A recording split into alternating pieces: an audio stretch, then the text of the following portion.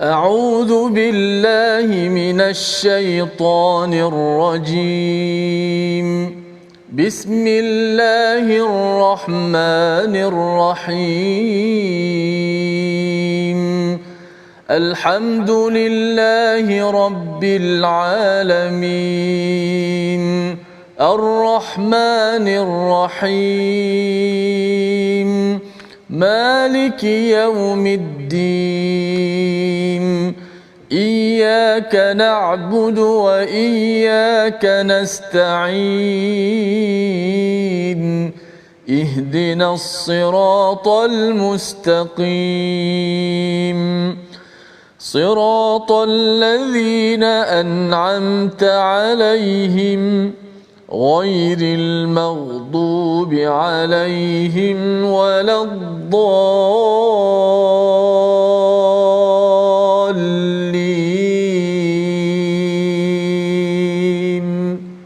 آمين.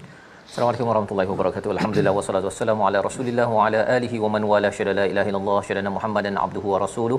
Allahumma salli ala sayidina Muhammad wa ala alihi wa sahbihi ajma'in. Amma ba'du. Apa khabar tuan-tuan dan puan yang dirahmati Allah sekalian? Kita bertemu dalam My Quran Time, baca faham amal. Pada hari yang berbahagia ini kita ingin mengulang kaji halaman demi halaman yang telah pun kita lewati pada minggu ini, daripada hari Ahad hinggalah pada hari Jumaat, pada halaman 394 hingga 399. Dan pada hari ini kita didatangkan tetamu hadir istimewa untuk sama-sama kita berkongsi apakah pendapat, apakah mutiara hidayah yang dikecapi selama beberapa belas tahun bersama kembali kepada agama Islam.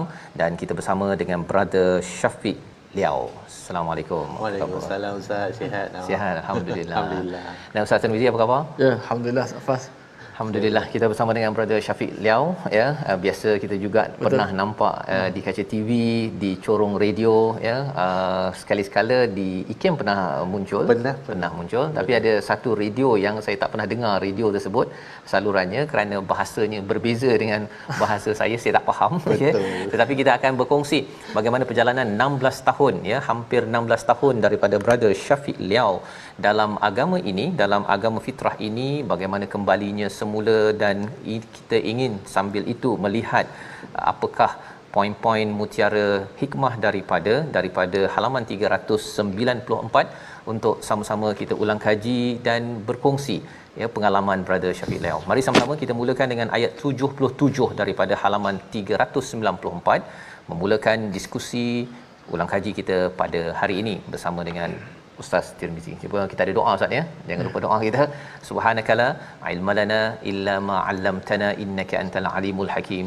Rabbi zidni ilma. Moga-moga Allah menambahkan keberkatan kebaikan dengan ilmu pada hari ini. Kita bersama Ustaz Tirmizi. Baik, alhamdulillah, terima kasih Fadil Ustaz Tuan Fazrul, tetamu jemputan kita pada kali ini istimewa untuk penonton-penonton sahabat-sahabat Al-Quran, My Quran Time. Ustaz ataupun Brother Syafiq Liao insya-Allah akan berkongsi bersama-sama dengan kita. Jom sama-sama kita asaskan dahulu, kita mulakan dulu sebaik-baik kalam, itulah kalamullah, ayat 77 muka surat 394, ulang kaji kita pada hari ini. A'udzubillahi minasyaitanir wabtaghi fima ataka Allahu ad-daral akhirata wa la tansa nasibaka minad dunya وأحسن كما أحسن الله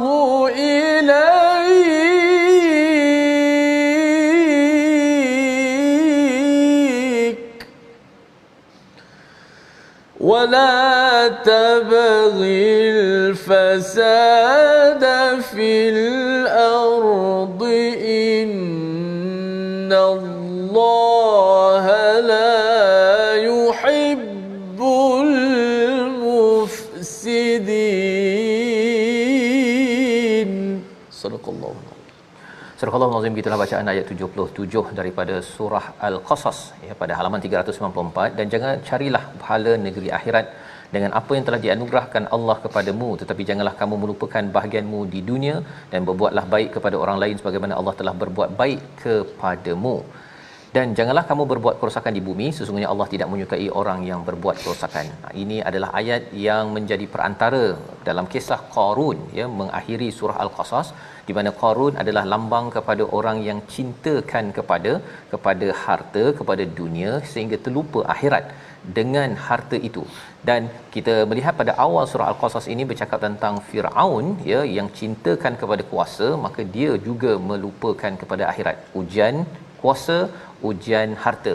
Dan kita ingin bersama dengan Brother Syafiq Liau pada hari ini untuk berkongsi bagaimana pengalaman perjalanan daripada agama bukan Islam ya, kembali kepada agama fitrah Islam ini ya, sekitar 16 tahun yang lepas, bila dimaklumkan bahawa Brother Syafiq sudah bekerja, sudah bertugas, gaji pun lebih daripada 20,000 dalam masa 3 bulan itu. Yes, sudah ada banyak harta. Lumayan. Apa yang jadi sehingga akhirnya ada kata ambil antiseptik dan kembali pada agama fitrah. Silakan.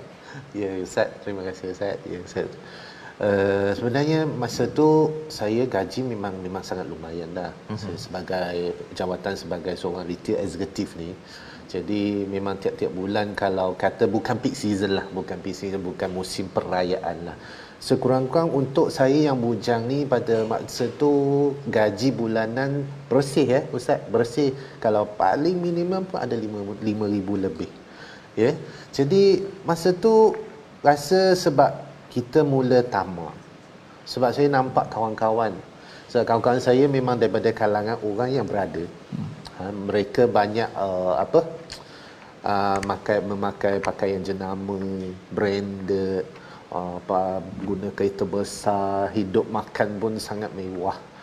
Daripada situlah saya mula terdetik dalam tu, saya pun nak macam tu. Jadi bila saya nak macam tu, macam mana saya nak cari duit lebih? Tak boleh lah, gaji saya tak cukup. Tak cukup. Padahal bila musim perayaan, habis musim perayaan, gaji saya macam Ustaz cakap, gaji bersih 20,000. Tak cukup. 20,000 tu untuk 3 bulan. 20,000 lebih lah untuk 3 bulan. 3 bulan. So maksudnya memang sangat mewah bagi saya. Bawa masa tu bawa kancil je Ustaz. Kancil. Tak berkahwin lagi. Minyak tak naik harga lagi. Masa tu. Jadi memang cukup. Sewa rumah pun bilik berkongsi kami dengan kawan. So sebulan 200. Yeah. So maksudnya masa tu expenses tak banyak sebenarnya. Tapi sampai akhirnya 2 minggu sebelum habis bulan tu dah tak ada duit. Tak ada duit. Heran. Jadi saya macam tak cukup lah. Macam mana saya nak beli branded macam ni? Saya nak pakai juga, kawan-kawan nak pakai juga. Mulalah saya terjebak dengan benda-benda tak sihat tu. Jadi yalah, benda-benda haram lah. Duit cepat. Tapi sebenarnya duit tu lagi cepat habis. Dapat 1,000, petang habis lah. Habis. Pagi dapat, petang habis. Mana duit pergi? Dan masa tu dah jadi mula stres. Mula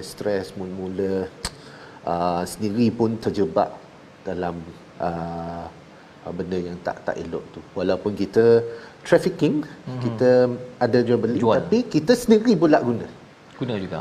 Jadi kehidupan tu memang waktu tu jadi huru-hara lah. Tambah lagi saya waktu tu adalah seorang ateis yang tiada pegangan agama Ustaz. Okay. Sebab saya daripada pelbagai agama, satu persatu saya alih-alih. Agama apa yang Brother Syafiq? Yang pertama, kalau agama saya awal kalau ikut keluarga nenek moyang, Taoism lah. Taoism. Kemudian saya beralih kepada Buddhis. Dan kemudian saya masa masuk tingkatan 4 saya beralih kepada Protestan Kristian. Saya baptized tapi tak lama. Di mana? Saya baptized di Penang. Tapi tak lama, dalam tempoh 3 bulan saja. Sebab waktu tu, sebab saya daripada kecil Ustaz, tanda tanya pasal ketuhanan tu wujud. Sudah muncul. Wujud. Cuma saya mungkin waktu tu saya tak faham. Saya tak faham. Saya pernah tanya nenek saya, masa nenek saya tengah sembah, waktu dia tengah sembah penyembahan nenek moyang. peringatan apalah dia kadang-kadang bila kita kalau yang Taoism ni dia kadang-kadang dia ada juga hari-hari tertentu, hari-hari kebesaran mereka akan sediakan hidangan-hidangan untuk penyembahan nenek moyang. Jadi saya tanya nenek saya, "Nenek, kalau saya tak sediakan benda-benda ni, kalau satu hari saya miskin, adakah nenek moyang dengan Tuhan kita tak berkati saya? Macam mana kalau saya tak mampu? Nak makan pun susah, takkanlah saya nak sediakan ayam tu." Jadi nenek saya, tak apalah kau ikut je. Jadi saya tak puas hati lah. Jadi tak puas hati Ustaz. Jadi itu yang saya beralih, saya mula sekolah rendah, darjah 4 saya beralih ke kelas Buddhism. Mula belajar tentang Buddhism. Buddhism dia cerita pasal ada juga dunia, ada juga neraka dan juga ada juga karma. Itu antara yang membuat saya agak keliru lah. Yang mana satu, kenapa kita tak ada satu stesen yang saya boleh tetap. Jadi saya lama-lama pun saya jadi macam tak suka sebab antaranya bukan saya nak kritik agama lama saya, cuma waktu pengalaman saya macam tu. Jadi saya kena beli barang-barang penyembahan. Jadi kalau memang saya terfikir bab tu, kalau saya tak ada duit, saya miskin, macam mana saya nak beli benda-benda macam ni? Ada tak ibadat yang boleh mudahkan saya tanpa saya berfikir tentang wang ringgit? Saya jadi macam lama-lama pun saya tak pergi dah, saya tak pergi ke tokong, sehinggalah saya masuk tingkatan 4 dan 4. Jadi saya baptis sebagai seorang Protestant Christian. Jadi waktu tu pun saya agak keliru bab ketuhanan itu sendiri. Sebab bila saya membaca kitab Bible itu sendiri, sebab saya nampak ada dialog Jesus minta doa dengan Tuhan. Masa itulah saya terdetik. Kenapa setiap kali kita sebagai penganut masa tu, kenapa saya kena minta dengan Jesus? Kenapa saya tak boleh direct dengan Tuhan? Saya keliru di antara Tuhan dengan Jesus yang disebut dalam Bible itu sendiri. Jadi di situlah saya mula tak yakin dah. Sebab step by step saya pun tak tahu kenapa ada perasaan yang pelik macam ni. Saya kata saya ni gila ke apa? Sebab macam tak yakin dengan agama yang saya pernah anuti. Pernah bincang dengan sesiapa pada waktu tak itu? Pernah, tapi saya rasa macam tak selesa. Soalan yang saya pernah tanya, tapi saya tak dapat jawapan yang saya boleh memuaskan hati saya. Tapi saya still keliru, dalam keadaan keliru. Jadi di situlah saya dah habis tingkatan 5, saya mula bekerja. Jadi saya mula tinggalkan dengan apa-apa kepercayaan agama. Jadi saya pun tak adalah nak ikut dah. Saya jadi hidup saya diri sendiri. Lama-lama saya tak percaya Tuhan. Tapi akhirnya bila saya terlibat dengan benda macam ni, duit saya banyak tapi tak cukup. Sehinggalah satu tempoh saya dalam keadaan tertekan. Saya pernah bunuh diri Ustaz. Konon nak habiskan nyawa saya begitu saja. Saya rasa saya mati lagi senang. Tapi masalahnya dah telan habis botol Dettol pun tak mati. Ya. Saya kat hospital, saya fikir. Saya kata, kenapa nak mati pun susah. Itulah yang mula buat saya terfikir balik. Sebenarnya, macam kenapa saya boleh jadi macam tu? Kenapa kehidupan saya senang, tapi kenapa saya rasa susah? Saya rasa tak cukup. Itulah yang membuat hati mula terdetik. Yang pertama adalah tu turning point yang pertama tu, saya terdetik, mungkinkah sebab saya tak ada agama? Saya tak ada pegangan. Jadi saya hanyut. Saya terlibat dengan macam-macam, tetapi saya tak pernah nak puas di situ. Tak ada kepuasan. Jadi itu adalah bagaimana pengalaman Brother Syafiq Liau berkongsi sebentar tadi ya tentang dunia ini sebenarnya dia ada bahagiannya yang dinyatakan pada ayat 77 itu. Allah menyatakan wala tansa nasibaka minad dunya, jangan lupakan bahagian kamu di dunia.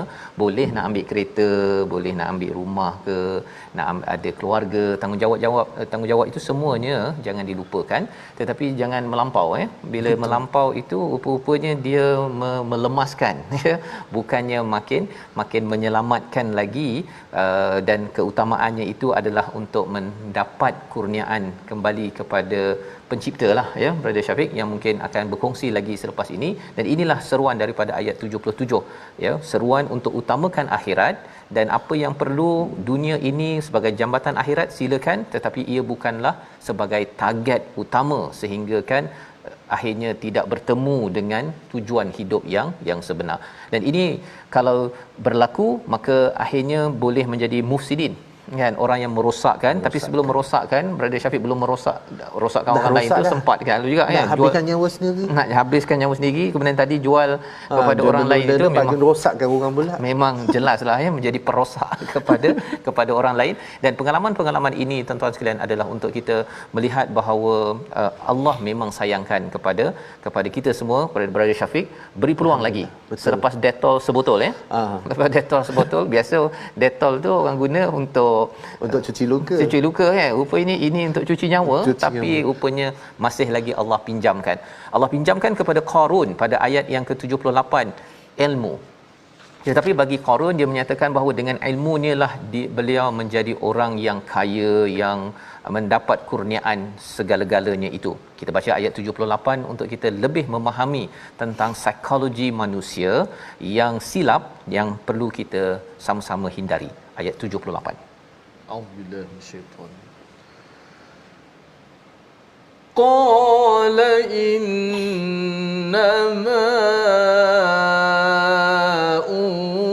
utituhu ala ilmin indi awalam ya'lam anna Allah qad ahlaka min qablihi minal quruni man huwa ashaddu minhu quwwatan wa aktharu jam'a ولا يسأل عن ذنوبهم المجرمون.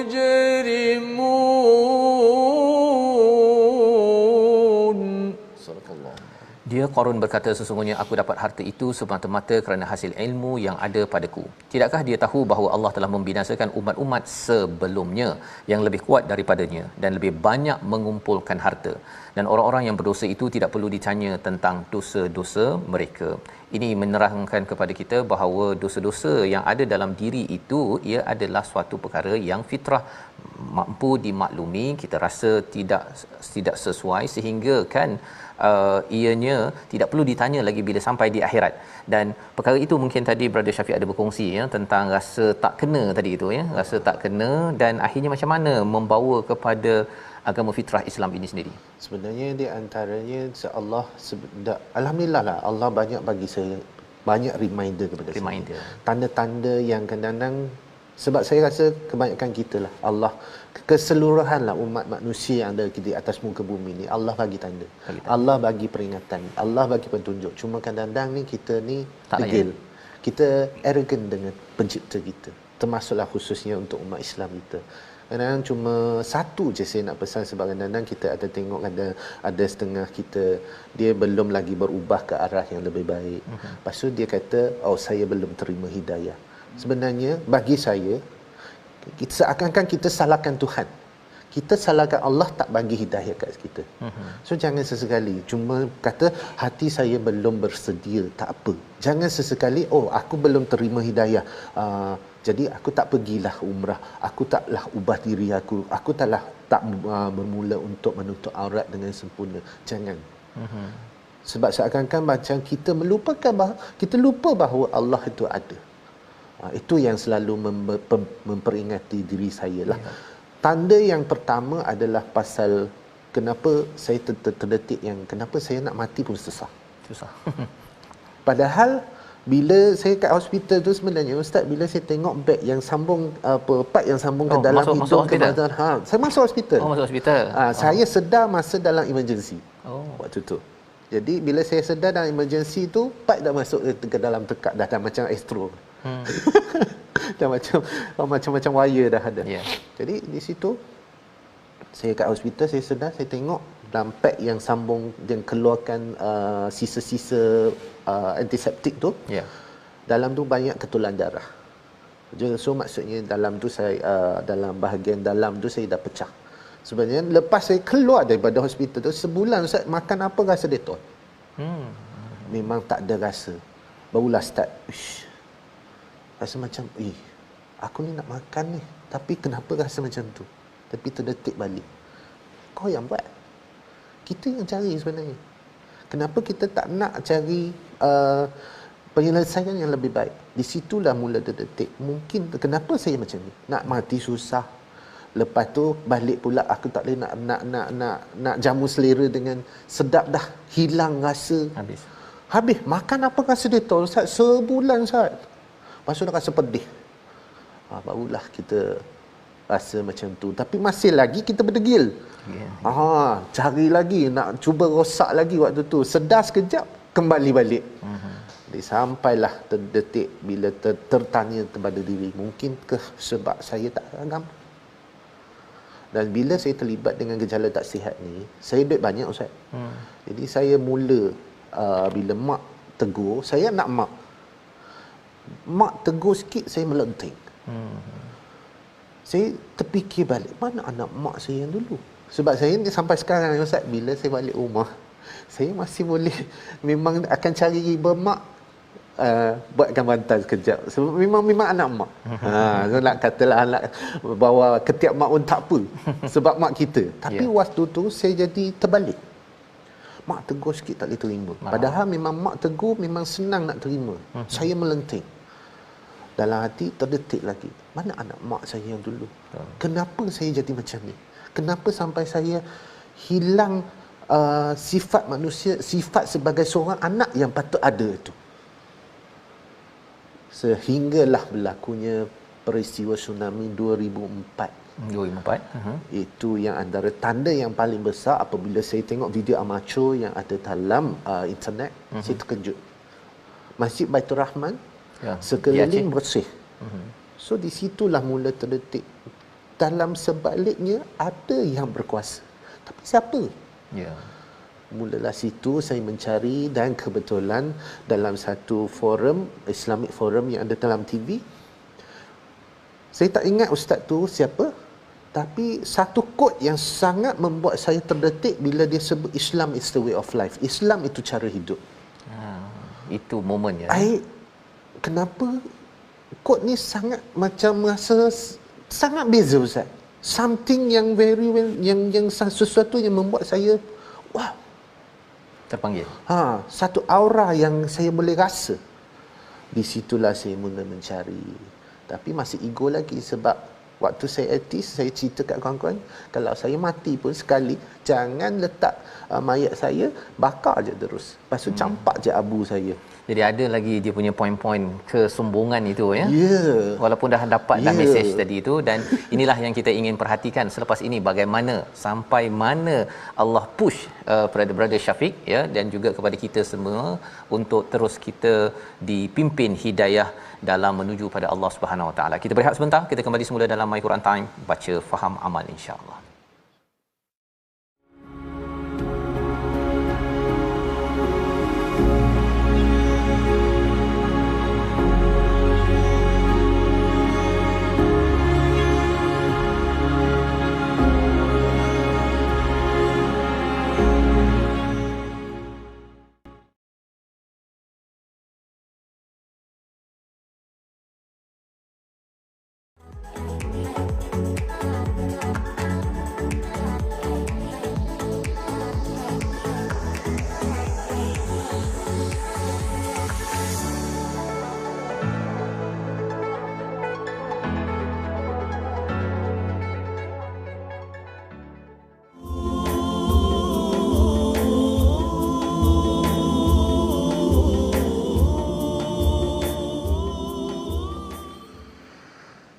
Bismillahirrahmanirrahim. Alif Lam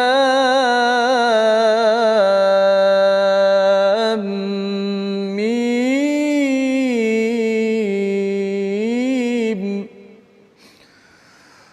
Ahasiban nasu an yutraku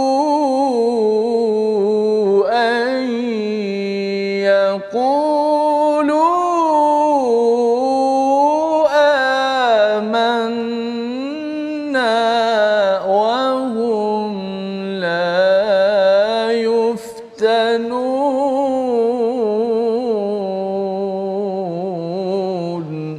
صدق الله. Kembali kita dalam My Quran Time baca faham amal pada hari ini. Kita berada dalam sesi ulang kaji halaman 394 hingga 399 dengan bersama tetamu kita Brother Syafiq Liau, dan sebentar tadi kita membaca surah Al-Ankabut, surah yang ke-29, surah Labah-Labah, dan ayat 1 dan 2 ini adalah satu penjelasan kepada kita hakikat kehidupan. Bila Allah menyatakan pada ayat yang pertama, Alif Lam Mim, tiada ada siapa yang tahu kecuali Allah.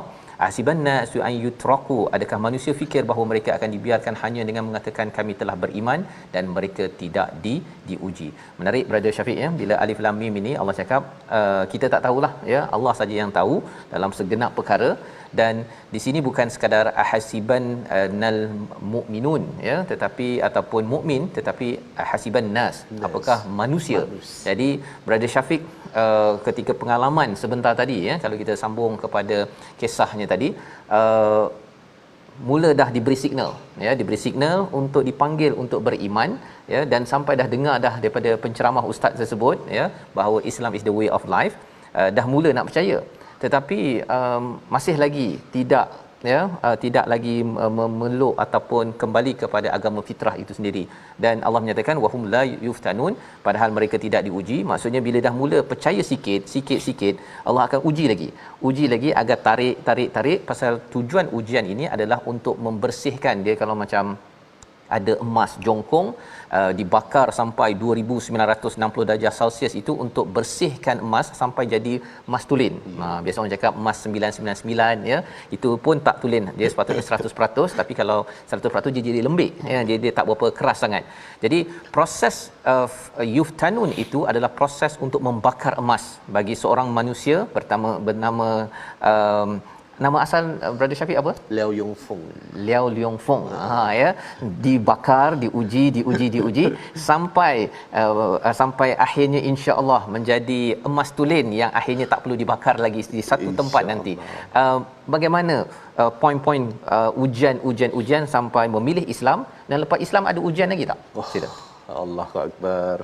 Sebelum Islam tu memang Allah dah uji saya. Cuma yang buat saya sedar tu sebab kenapa peringkat awal tu masa saya nak masuk Islam, saya masih ego lagi. Takut orang tahu. Kenapa tiba-tiba kamu pergi cari bab-bab tentang agama orang Melayu? So masa tu saya memang tak ada ilmu tentang Islam tu adalah milik seluruh manusia di muka bumi ni. Yang saya nampak adalah agama orang Melayu, sinonimnya. Jadi saya takut orang tahu. Ego tu ada lagi. Masa tu ego tu memang janganlah saya orang kata aku gila pula kan. Tiba-tiba kau pergi baca pasal agama orang lain, kau punya banyak agama kau tak nak, lepas tu kau pergi baca. Jadi takut. Tapi sampai satu tahap saya tak boleh nak simpan dah Ustaz. Saya mula cerita kat orang. Saya cerita kat orang saya nak masuk Islam. Tapi dengan keadaan macam tu Allah uji saya lagi sebenarnya. Kenapa saya boleh tahu itu ujian selepas saya masuk Islam? Dalam tempoh setahun bila saya cerita kepada orang di sisi saya mula dengan kawan rapat lah.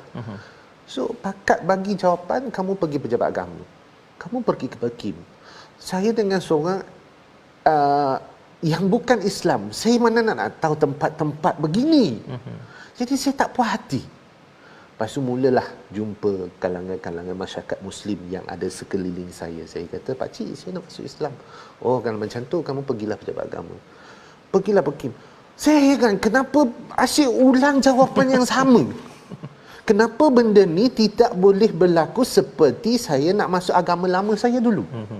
Macam orang dia terus, bila saya offer diri, saya kata saya nak masuk agama kamu, mereka meraihkan. Tetapi kenapa terbalik bila saya nak masuk Islam, semua pakat macam tolak saya. So memang sedih. Telah tempoh setahun Allah uji saya, sehinggalah 27 Ramadan saya baru dapat syahadah. Itu pun pukul 2 pagi.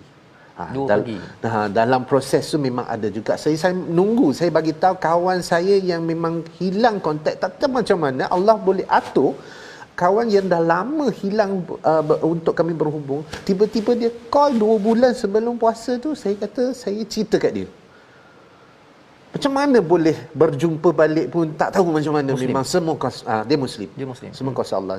Kawan Aziz lah nama dia. Saya kata, Aziz, saya nak masuk Islam. Kau betul kau nak kahwin dengan orang Melayu? Kata, tak. Saya nak masuk Islam tapi sampai sekarang tak ada orang nak bantu saya. Tapi masalahnya diuji lagi. Tunggu lagi 2 bulan sebab saya cerita kat dia, saya nak masuk Islam sebelum bulan puasa. Jadi saya boleh rasa puasa secara rasmi sebagai seorang Muslim. Sebab masa tu ustaz saya dah start beli dah buku Fardu Ain. Saya ingat lagi buku Fardu Ain tu, Fardu Ain asas kecil je. Dia macam saiz B5 macam tu. Beli kat pasar malam. Saya pergi cari pak cik tu, pak cik saya nak cari buku tentang Islam. Tapi asas sebab saya bukan Islam. Pak cik tu adik belajar ni. Saya ingat cover dia macam kelabu hijau sikit. Printing yang cetakan lama. Kertas-kertas macam kertas periksa zaman dulu. Saya pernah ada 2 buku tapi dua-dua alhamdulillah ada kawan-kawan yang ambil dah. Tak apa.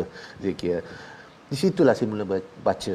Masa tu saya dah tahu dah bahawa Islam ni hanya sembah Tuhan yang satu saja. Maksudnya yang Esa. Tak perlu saya nak pening. Lepas tu solat saya baca tak ada pun perlu sediakan bahan-bahan penyembahan. Jadi di situlah saya mula mengkaji, membaca kolom-kolom dalam surat khabar. Masa tu pun internet dah ada, senang nak akses. Sampailah akhirnya saya carilah tapi Allah uji saya. Tak ada orang nak mengalu-alukan pula. Saya jadi pelik. Tunggu kawan ni 2 bulan pula. Allah kata, susahnya ya Allah, saya nak masuk Islam. Petang tu sebenarnya 26 Ramadan tu dia call. Kevin dia panggil. Memang kalangan kawan-kawan kenal saya. Kel atau Kelvin. Kel, aku tak boleh datang ni. Kena tunggu lepas raya. Down terus Ustaz. Saya memang down terus. Saya tak pernah nak satu benda yang saya tak dapat, saya boleh down. Dulu kalau saya tak dapat, okeylah tak dapat, sudahlah, tak apa. Tapi bila saya nak masuk Islam ni, jadi perasaan tu berbeza. Kadang-kadang pun saya heran, saya syak diri sendiri, saya ni mental ke? Tak betul ke? Kenapa sampai tahap macam ni? Saya memang down terus. Saya kata, ya Allah, susahnya aku nak masuk agama kamu. Kenapa macam tu? Sampailah petang pukul 6 lebih, dia call balik. Okay, aku datang ambil malam ni, tapi lepas saya buka puasa. Saya jadi keliru dah. Kejap petang pukul 1 lebih, kata tak boleh. Sebelum buka puasa, kau kata boleh. Yang mana satu ni? Saya dah mula tak percaya. Dalam keadaan saya ni, khayal ke? Memang banyak benda-benda yang pelik berlaku. Tapi malam tu lah juga, saya dibawa ke Perak untuk disyahadahkan. Tapi selepas saya syahadah, banyak jugalah cabarannya sebenarnya. Sebab tinggalkan kerja, daripada gaji yang tinggi, hilang segala-galanya. Kenapa tinggalkan kerja? Sebab saya tahu kelemahan saya Ustaz. Saya tak boleh nak adakan 2 benda pada masa yang sama. Saya tahu lemah saya kalau saya kan nak belajar. Sebab saya memilih untuk belajar sepenuh masa dalam Islam. Saya nak kenal. Saya tak nak jadi agama ini sekadar agama saya dalam IC saja. Saya kena tahu tujuan saya masuk Islam bukan mudah dah. Jadi saya nak belajar juga. Sebab sebelum tu saya dah memang ada buat research di mana saya boleh belajar, tapi masih tak jumpa masa tu. Nak akses susah. Jadi saya memang dilema lah masa tu antara nak tinggal kerja, nak masuk Islam. Sebab bila saya dah syahadah, saya tinggalkan kerja, kawan-kawan Muslim pula. Syafiq, kamu bodoh lah. Gaji banyak kamu tinggal. Nak belajar Islam bila-bila je. Ini kawan apa ni? Kawan Muslim, non-Muslim? Muslim. Muslim. Yang cakap ni. Dia kata kamu bodoh. Tinggalkan gaji yang banyak tapi kamu pergi belajar Islam. Belajar Islam bila-bila masa. Tapi tak apa, saya kenal diri saya. Saya tak boleh buat 2 benda yang masa yang sama. Lagi satu, saya tak nak belajar seminggu 2 jam. Dan sampai bila saya boleh solat, sampai bila saya boleh kenal agama yang saya anuti ni. Saya tak nak, saya tahu kelemahan saya. Jadi saya tinggal kerja, mula dah pula tak ada duit Ustaz. Macam mana? Income tak ada ni. Jadi ini antara pengalaman ujian ya yang datang sebenarnya sebelum memilih untuk kembali pada fitrah. Betul. Ya. Lepas fitrah pun rupanya masih lagi ada ujian ya, bukanlah dia seperti bulan bintang ya terus selagi kita berada di satu daerah namanya adalah daerah ataupun darul ibtila ya dunia ini. Dan ini yang Allah nyatakan pada ayat yang ketiga ya. Ayat yang ketiga, ayat yang keempat yang kita ingin baca sekali lagi dalam surah Al-Ankabut, kerana surah Al-Ankabut ini adalah panduan untuk kita mengenal bahawa setiap manusia yang mula nak memilih kepada jalan keimanan, maka ianya terus diuji. Ayat ketiga, ayat keempat kita baca sekali lagi bersama Al-Fadhil Ustaz Tirmizi. Baik. Auzubillahi minasyaitanir ولقد فتنا الذين من قبلهم فليعلمن الله الذين صدقوا وليعلمن الكاذبين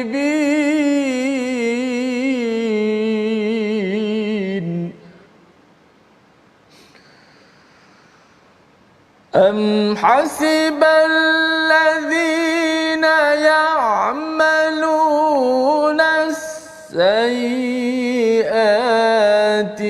أن يسبقونا ساء ما يحكمون. صدق الله. Sesungguhnya kami telah menguji orang-orang sebelum mereka, maka Allah pasti mengetahui orang-orang yang benar dan orang-orang yang berdusta. Atau orang-orang yang melakukan kejahatan itu menganggap bahawa mereka bebas daripada azab kami, sangatlah buruk apa yang mereka tetapkan itu. Jadi Allah menceritakan Brother Syafiq ya tentang Allah memang menguji orang sebelum ini untuk Allah mengetahui, sebenarnya Allah dah tahu ya, tetapi sebenarnya ini adalah untuk memberitahu kepada kita proses untuk keimanan ini adalah sesuatu yang amat berharga. Ia adalah satu proses ya, satu proses, bukannya tiba-tiba sahaja masuk sahaja kepada Islam maka ianya terus terbukti bahawa dia betul-betul ya, bulan dengan bintang bulan dan bintang ya, dan terus sahaja oh ini masuk Islam terus masuk syurga kan. Ia bukan begitu caranya, tetapi diproses, ditempa, dibakar tinggi. Kalau emas itu 2960 darjah Celsius, maksudnya dibakar lagi, diuji lagi sehingga kan bersih, hilang kotoran-kotoran yang ada sebelum dipanggil oleh Allah Subhanahu Wa Taala. Dan ayat yang kelima itu mungkin man kana yarju liqa Allah, siapa yang bertemu Allah, nak bertemu Allah Subhanahu Wa Taala, fa inna ajalallahi laat, ya pasti akan datang ya. Jadi bila Brother Syafiq melihat perkara ini ya, Brother Syafiq tadi ada cerita pasal baik dengan mak ayah ya. Sebenarnya dalam surah Al-Ankabut ini ada cerita tentang mak ayah pada ayat yang ke 8 ya. Kita baca dahulu ayat ke-8 ini kerana di sini adalah satu pola yang mungkin Brother Syafiq bila dah kembali pada fitrah, terlibat dengan dakwah di radio bersama dengan rakan-rakan mualaf ya. Kalau boleh jelaskan sikit kaitan dengan ayat nombor 8 ini. Kita baca dahulu bersama Ustaz Tirmizi. Auzubillahi minasyaitanir rajim. Wa wassayna al-insana biwalidayhi husna wa in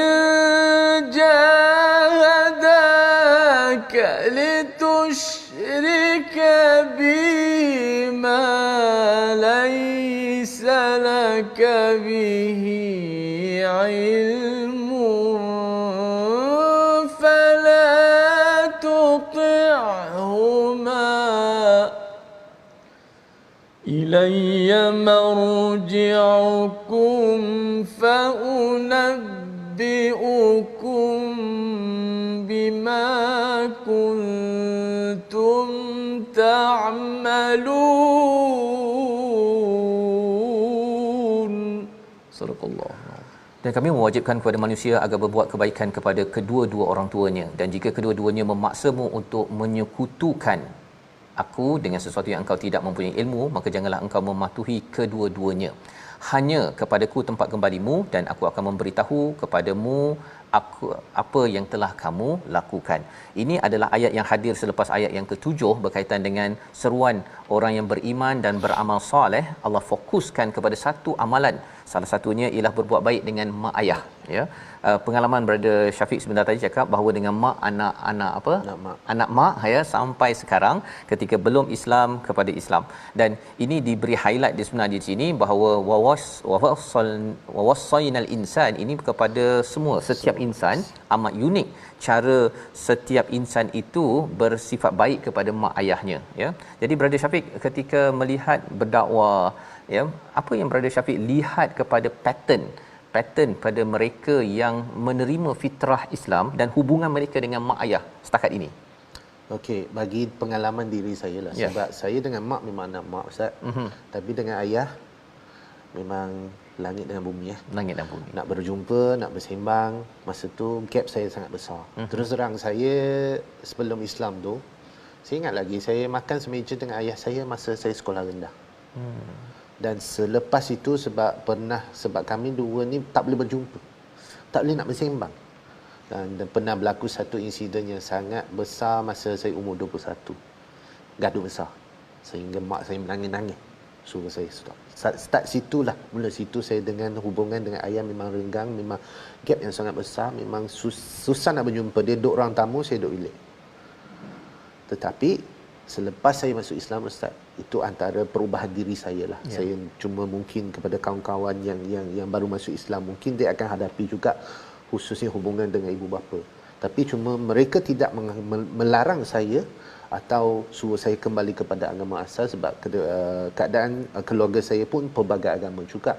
Mak saya Katolik, mak saya ayah saya Buddhis, dan nenek pun Taois. Jadi kita ada Katolik, Kristian campur, ada sepupu juga yang Islam. Yeah.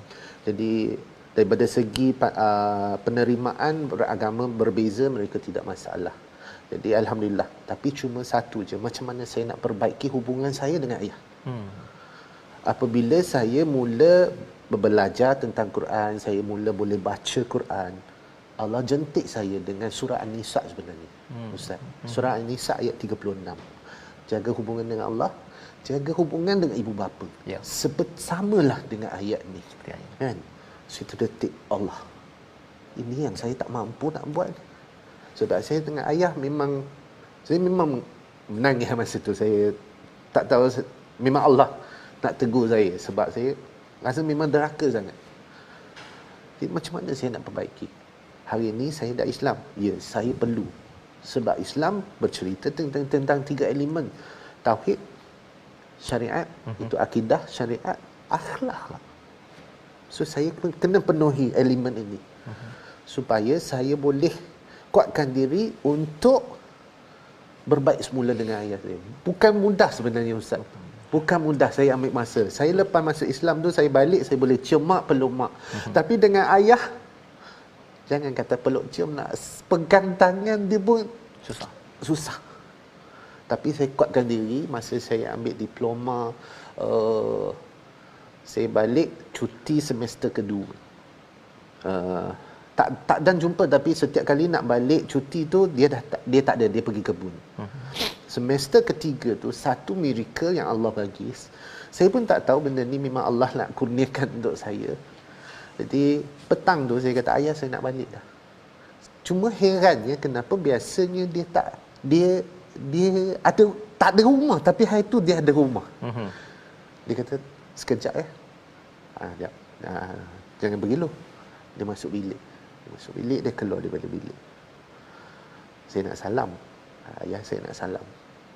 First time ni menggigil, Ustaz, sebab selama ni tak pernah nak peluk cium ayah.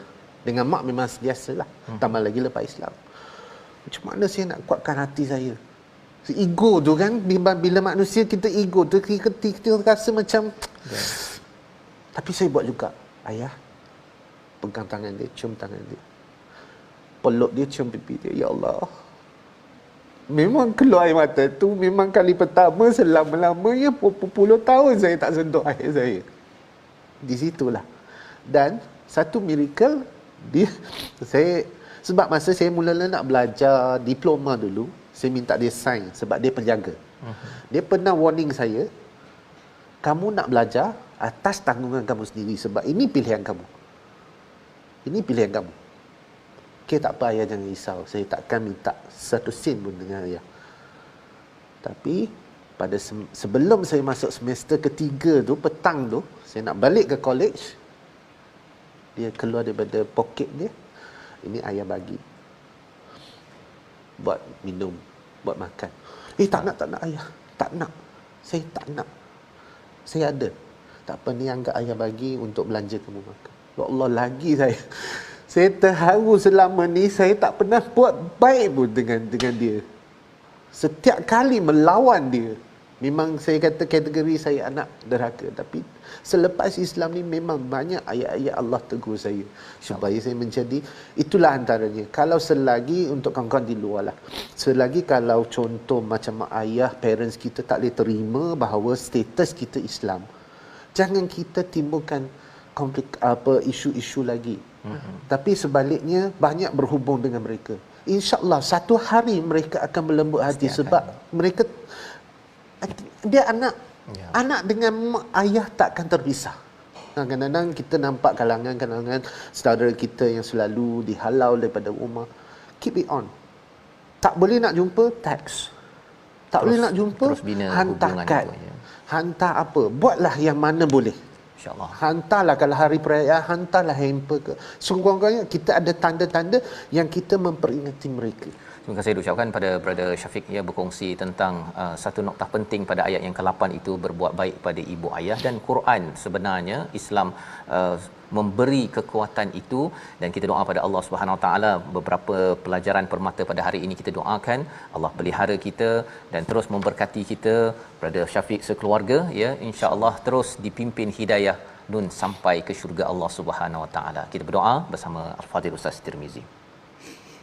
Bismillahirrahmanirrahim. Alhamdulillah wassalatu wassalamu ala Rasulillah. Allahumma inna nas'aluka imanan kamila wa yaqinan sadiqa wa qalban khashi'a. Allahumma ja'alna min ahli al-iman mimman basyaratahum bir-rawhi war-rayhan war-ridha war-ridwan walhamdulillahi rabbil alamin.